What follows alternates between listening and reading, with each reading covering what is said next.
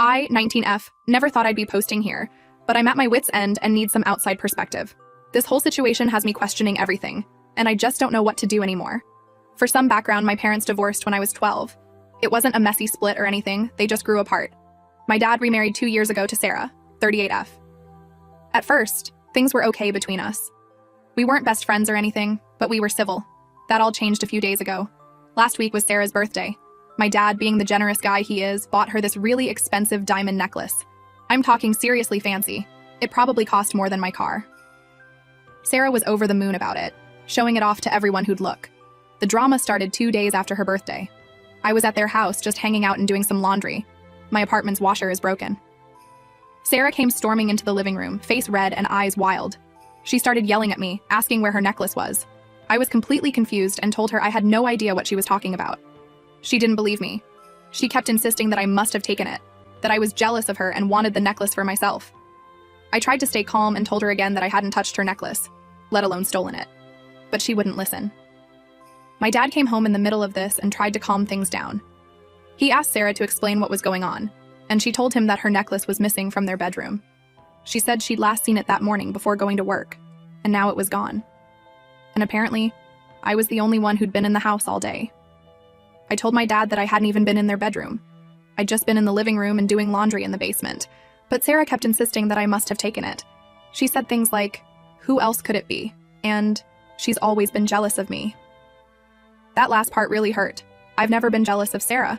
Sure, we're not super close, but I've always tried to be respectful of her relationship with my dad. I even got her a nice birthday gift. Nothing as fancy as the necklace, but it was thoughtful. My dad tried to mediate, but he was clearly torn. He didn't want to accuse me, but he also couldn't ignore his wife's certainty. He asked me if I was sure I hadn't seen the necklace or moved it by accident. I told him. I was absolutely certain. Sarah then demanded that I empty my pockets and show them my bag. I was so shocked and hurt that they'd even consider this, but I did it just to prove my innocence. Of course, there was nothing there. This wasn't enough for Sarah. She insisted that I must have hidden it somewhere in the house or taken it to my apartment. She wanted to search my car and my apartment. At this point, I was holding back tears. I couldn't believe this was happening. My dad, to his credit, said that was going too far. He told Sarah they needed to calm down and think about this rationally. But Sarah was having none of it. She kept accusing me, saying things like, "You've never accepted me as part of this family, and you're trying to sabotage our marriage." I couldn't take it anymore. I grabbed my stuff and left, telling them to call me when they found the necklace. As I was leaving, I heard Sarah tell my dad that if he didn't do something about this, she'd call the police and report me for theft. I drove home in tears, feeling betrayed and hurt. I've always had a good relationship with my dad, and I thought things were okay with Sarah. Now I feel like I'm being treated like a criminal in my own family. The next day, my dad called. He apologized for how things had escalated, but asked if I was absolutely sure I hadn't taken the necklace. He said he believed me, but he had to ask. I told him again that I hadn't touched it, and that I was hurt that they'd even consider this. He sighed and said he'd talk to Sarah again, try to calm her down. He asked me to be patient and give her some time to cool off. I agreed, but I was still upset. Over the next few days, things just got worse. Sarah started posting on social media about how someone had stolen her birthday gift, heavily implying it was me without actually naming me. Some of our mutual family friends started messaging me, asking what was going on. I didn't know what to say. I didn't want to badmouth Sarah, but I also didn't want people thinking I was a thief. I just told them there had been a misunderstanding and that hopefully it would be resolved soon. My mom got wind of what was happening and was furious. She wanted to confront Sarah and my dad, but I begged her not to. I was afraid it would just make things worse. A week has passed now, and the necklace still hasn't turned up. Sarah is still convinced I took it. She's now refusing to have me in their house and has told my dad that he needs to choose between us. My dad is stuck in the middle. He says he believes me, but he also doesn't think Sarah is lying about the necklace being missing. He suggested that maybe I took it by accident or moved it without realizing. I know he's trying to find a solution that doesn't involve either his wife or daughter being a liar, but it's still hurtful. I've racked my brain trying to think if there's any way I could have moved the necklace without realizing it. But I know I didn't. I wasn't even in their bedroom that day. I've suggested that maybe it was misplaced, or that someone else could have taken it. But Sarah is adamant that it was in her jewelry box that morning, and that I'm the only one who could have accessed it. The whole situation is tearing me apart. I feel like I'm losing my family over something I didn't do. I can't sleep. I can't focus on my studies, and I'm constantly anxious about what's going to happen next.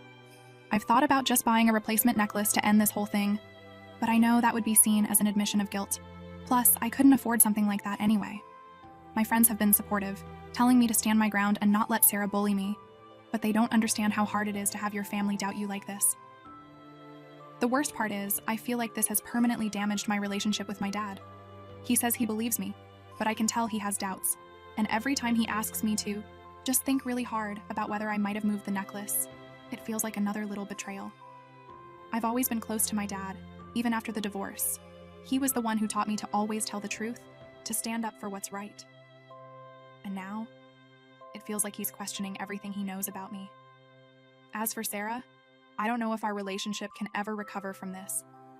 Even if the necklace turns up tomorrow, the fact that she was so quick to accuse me and so unwilling to consider any other possibility has shown me how she really feels about me. Part of me wants to just walk away from the whole situation, to tell my dad that I'm done, that I can't be around people who think I'm capable of something like this. But I know that would only make me look guilty, and I don't want to lose my relationship with my dad. I feel stuck. If I keep trying. To defend myself, I look defensive. If I stop engaging, I look guilty. There's no winning move here. I've started to fear my phone ringing, afraid it'll be my dad with more questions or Sarah with more accusations. I've stopped going to family gatherings because I can't stand the whispers and sidelong glances. My mom keeps telling me to stand up for myself more forcefully, to demand an apology from Sarah. But I'm afraid that being more aggressive will just make things worse. I don't want to force my dad to choose sides more than he already has to. I've even had nightmares about the necklace. In my dreams, I find it in my pocket or in my room, even though I know it's not possible. I wake up in a panic, afraid that somehow it's true.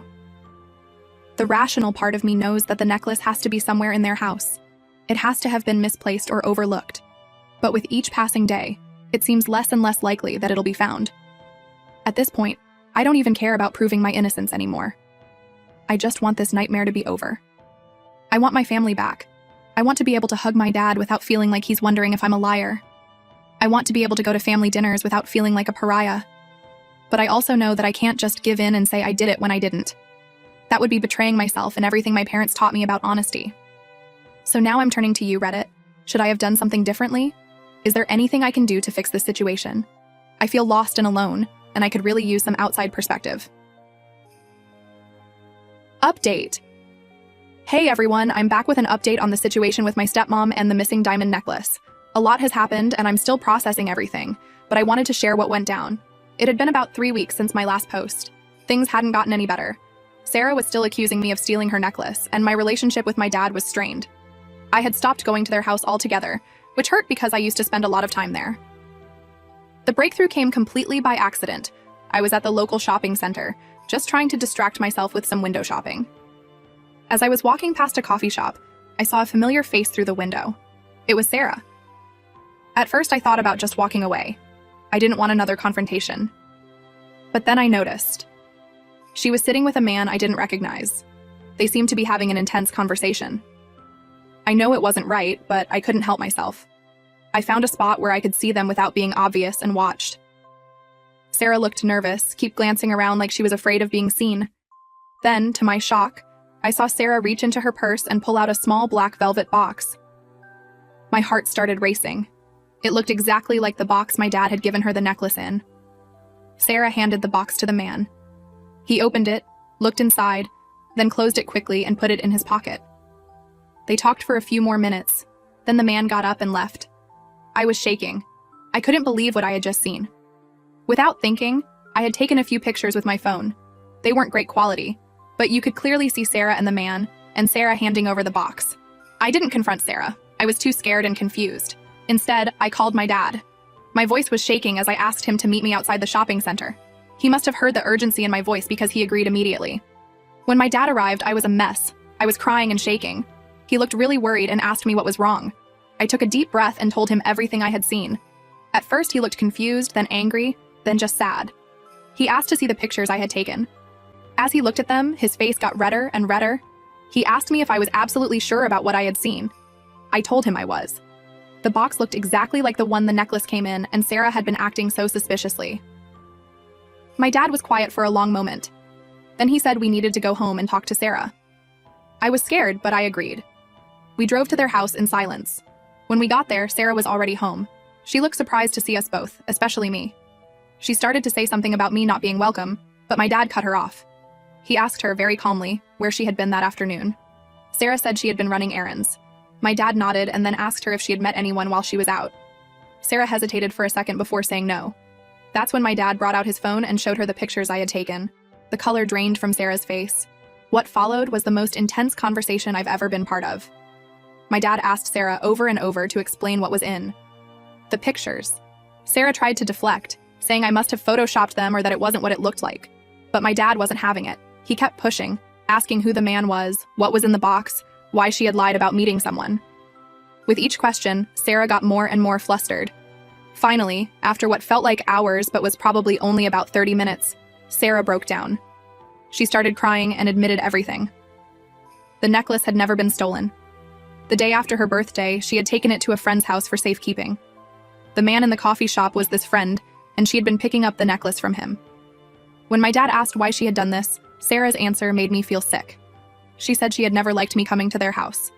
She felt like I was intruding on her time with my dad. She thought if she accused me of stealing something valuable, my dad would stop inviting me over so much. She said she had planned to find the necklace in a few weeks and claim it must have been misplaced. She never expected things to go this far or for my dad to get so upset. My dad was furious. I had never seen him so angry. He told Sarah that what she had done was inexcusable. He said she had not only hurt me but had made him doubt his own daughter. Sarah tried to apologize to me, but I couldn't even look at her. I was so hurt and angry. All the stress and pain of the last few weeks came rushing back, and I started crying again.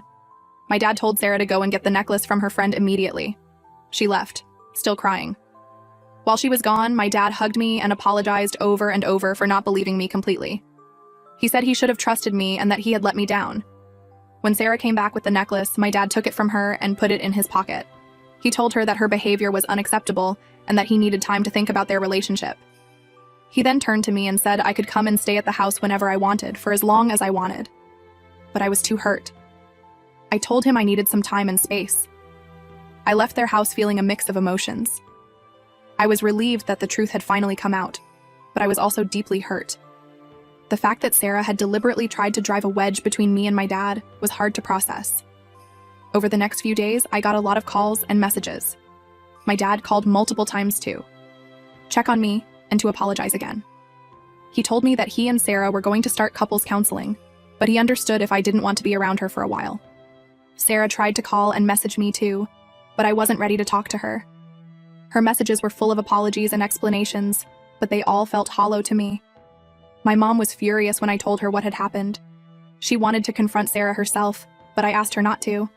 I didn't want to create more drama. As for me, I'm still trying to figure out how I feel about everything. I'm relieved that I've been proven innocent, but the whole experience has left me feeling betrayed and hurt. I used to split my time between my mom's house and my dad's, but for now, I'm staying with my mom full-time. My dad says I'm welcome anytime, but the thought of being in that house, around Sarah, makes me uncomfortable. I'm angry at Sarah, of course. What she did was cruel and manipulative. But I'm also angry at my dad for not believing me completely from the start. I know he was in a difficult position, but I'm his daughter. I feel like he should have trusted me more. I'm also struggling with feelings of guilt. Even though I know I didn't do anything wrong, part of me feels like I'm responsible for the problems in my dad's marriage now. I know that's not rational, but it's hard to shake. My friends have been really supportive. They've been helping me process everything and reminding me that none of this was my fault. I'm grateful for them. I've been thinking a lot about trust and family. This whole experience has made me realize how fragile trust can be and how important it is in relationships. I'm not sure if I'll ever be able to trust Sarah again, and my trust in my dad has been shaken too. My dad has suggested family therapy for all of us, but I'm not sure if I'm ready for that yet. I think I need more time to process everything on my own first. I've also been dealing with some anxiety since all this happened. I find myself doubting my own memories sometimes, or worrying that people don't believe me about other things. I'm thinking about starting individual therapy to help deal with these feelings. As for the future, I'm not sure what it holds. My dad says he wants to work things out with Sarah, but he also says that his relationship with me is a priority. I don't want to make him choose, but I also don't know if I can have a relationship with him if Sarah is still in the picture. For now, I'm focusing on myself. I'm throwing myself into my studies and spending time with friends who I know I can trust. I'm trying to rebuild my self-confidence and remember that I'm not the person Sarah tried to paint me as. I'm also learning to stand up for myself more. This experience has taught me that it's important to defend yourself when you know you're right, even if it's uncomfortable or difficult. I've had a few people suggest that I should press charges against Sarah for false accusation, but I don't think I want to go down that road. As hurt as I am, I don't think involving the legal system would make me feel any better. My dad has been asking when I'll come back to stay at the house, but I'm not ready yet. I've told him I need more time and space. He seems to understand, but I can tell he's hurt too. I'm also dealing with the reactions of extended family and family friends. Word has gotten out about what really happened, and I'm getting a lot of messages of support. But it's also embarrassing to know that so many people know about this personal drama. In a way, I feel like I've lost my second home. I used to love spending time at my dad's house, but now the thought of being there just makes me anxious. I'm mourning that loss, even as I'm angry about the situation that caused it. I'm trying to focus on the positives.